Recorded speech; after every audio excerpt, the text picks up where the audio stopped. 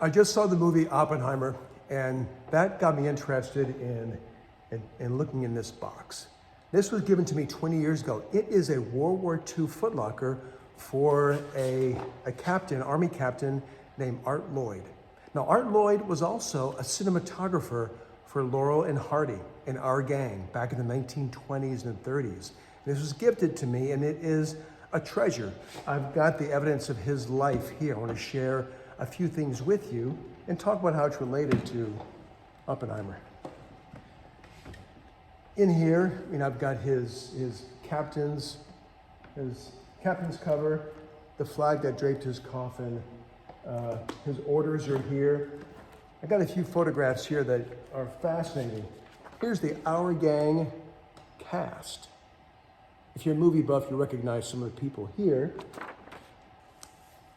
You might recognize there's Art Loyd with Laurel or Hardy. I forget which one. He was the rotund one. And what's really interesting that got me thinking about this,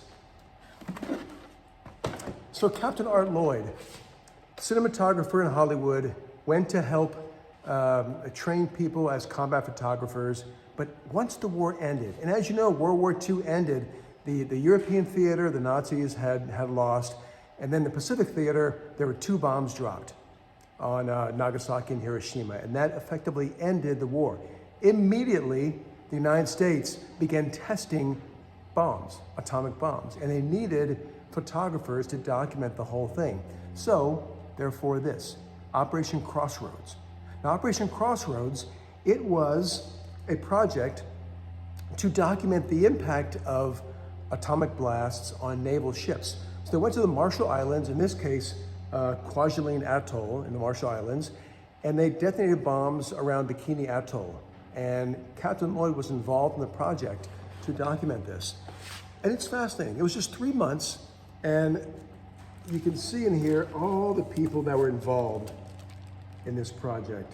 You can see their faces. This is going back, almost 80 years now. There's Captain Loyd, right there. I want to read the first paragraph here in the section titled, What We Did and How We Did It.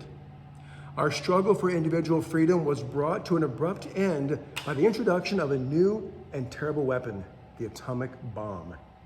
A weapon that might, in a few strokes, wipe out any nation's power to resist.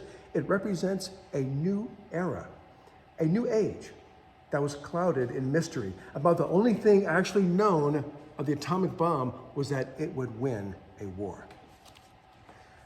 Now, this Operation Crossroads, they dropped the first bomb since the end of the war on Bikini Atoll. And there's an original photograph of that atomic bomb going off.